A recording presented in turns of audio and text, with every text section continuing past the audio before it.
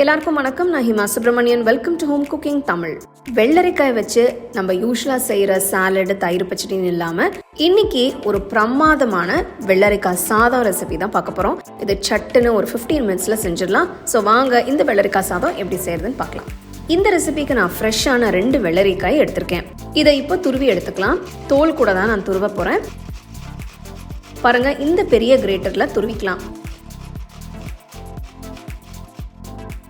யூஸ்வலாக வெள்ளரிக்காய் துருவும் போது நிறைய தண்ணி ரிலீஸ் ஆகும்.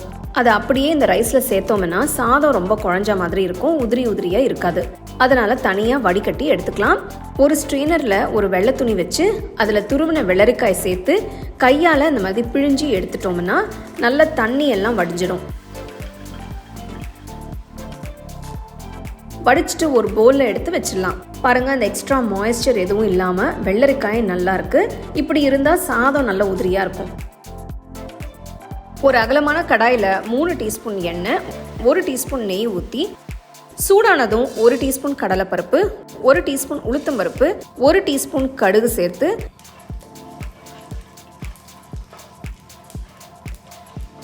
கடுகு பொரிஞ்சதும் 1 டீஸ்பூன் சீரகம், நறுக்குன 2 சிவப்பு மிளகாய், கொஞ்சம் ஃப்ரெஷ்ஷான கருவேப்பிலை சேர்த்து எல்லாத்தையும் நல்லா வறுத்துக்கலாம்.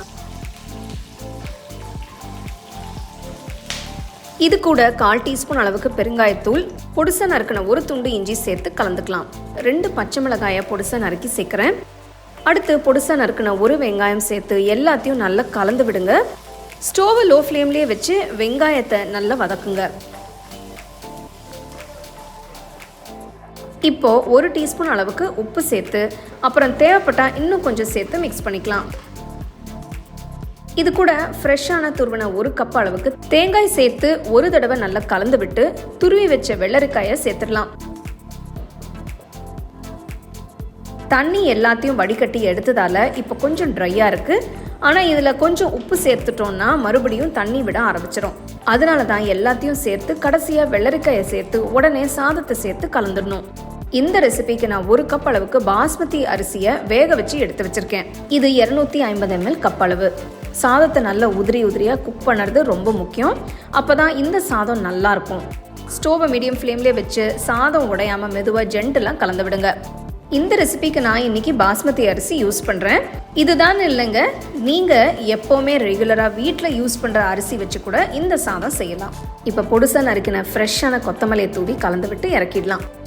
வெள்ளரிக்காய் சாதம் பிரமாதமாக ரெடி ஆகிட்டு இருக்கு. இது ரொம்ப சிம்பிளான ரெசிபிங்க. சாதத்தை வேக வச்சு எடுத்து வச்சிட்டோம்னா 10 நிமிஷத்தில் இதை செஞ்சிடலாம். காயை துருவி தாளிச்சு சாதம் கலந்தோம்னா தயாராகிடும்.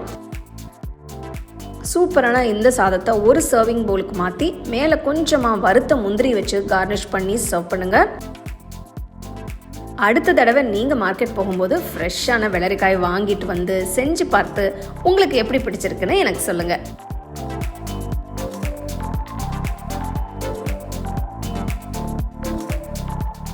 வெள்ளரிக்காய் சாதம் பிரமாதமாக இருக்குங்க. அவ்வளோ ரெஃப்ரெஷிங்காக, அவ்வளோ அருமையாக இருக்குது. நல்ல ஃப்ளேவர்ஸ். உங்களுக்கு இந்த மாதிரி ஈஸியாக வெரைட்டி ரைஸஸ் பார்க்கணுன்னா எனக்கு கமெண்ட் செக்ஷனில் சொல்லுங்கள். உங்களுக்கு நான் இந்த வீடியோவில் யூஸ் பண்ணுற ப்ராடக்ட்ஸ் பிடிச்சதுன்னா கீழே டேக் பண்ணியிருக்கேன், செக் பண்ணி பாருங்கள். டீட்டெயில்டான ரெசிபிக்கு homecookingshow.in வெப்சைட்டை செக் பண்ணுங்கள். The second edition of the home cooking book is now available on Amazon as well as on shop.homecookingshow.in.